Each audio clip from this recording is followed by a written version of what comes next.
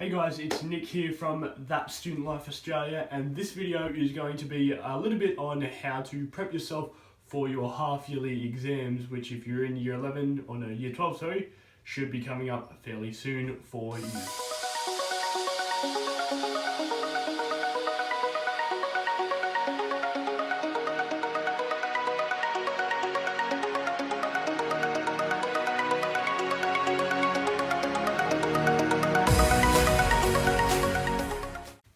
Okay, so the first thing that you want to have ready when you start doing your prep or your study for your half-yearly exams is going to be a summary of your notes. I'll just grab a summary of my notes to show you what it should look like. Summaries can be quite big, pretty dense. They're supposed to have all the information that you're going to need to know inside of them, broken down into different dot points. So if you start by reading your summary, just casually going through it, for all your different subjects, then you should start to familiarise with a lot of the concepts that are in the topics that you're doing.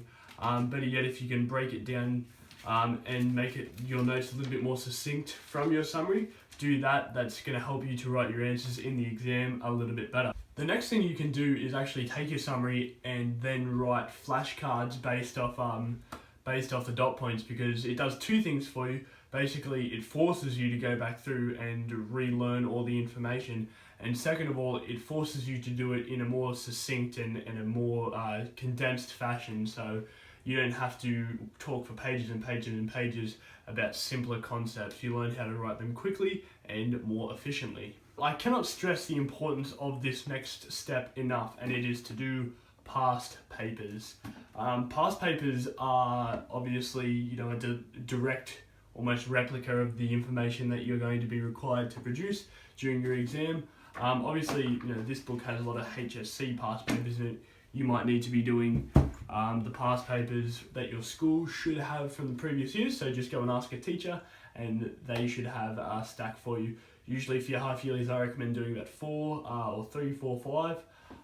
different past papers just to get a feel for what's going to be asked, and it lets you time yourself and see how quickly you can do the exam. And maybe if you're even lucky enough, you will get the exact same question that was in a past paper asked for you by your school if your faculty gets a little bit lazy. So that is always a nice plus of doing past papers. Alright, so another great way to prep for your half-yearly exams is to pretend that you're teaching the information to someone that's in your house or a friend from school. It just helps you explain the information a little bit better.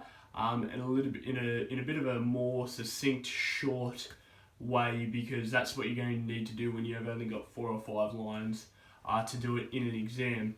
So if you grab a parent, grab a brother, someone who doesn't even know much about the topic you're talking about, and if you can explain it to them in the simplest terms possible, and they say, yep, I understand it, then that's a pretty good indicator that you understand the concept you're trying to learn. And another way to get yourself prepared for your half-yearly exams is to write a timetable.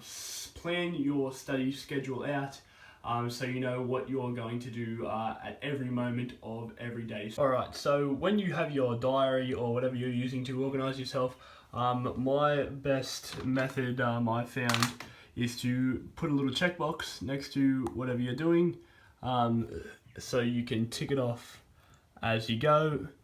It just helps you, well, not helps you, but just gives you this sense of accomplishment when you get a certain task done, and sometimes the reward is just simply ticking the box.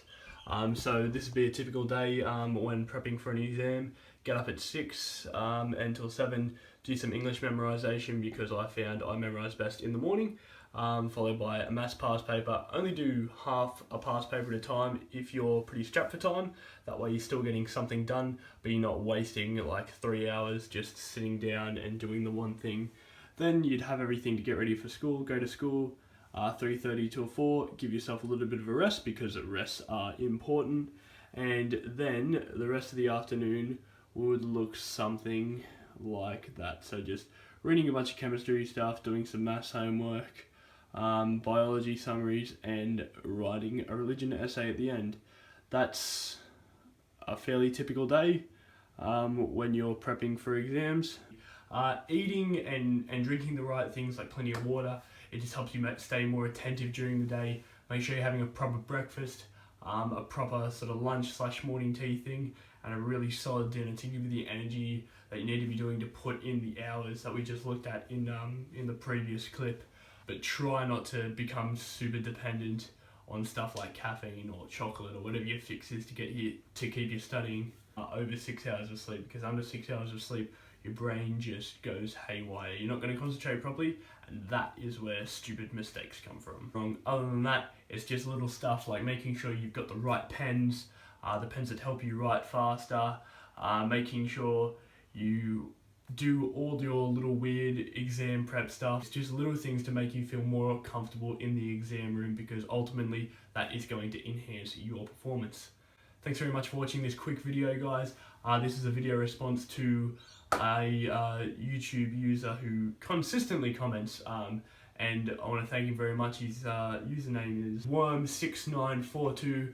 I hope this helps you study for your half-yearly exams, keep you a little bit more on track, and I hope it helps everyone else who's watching this video. So thanks very much for watching, guys, and I'll catch you guys in the next video. Cheers.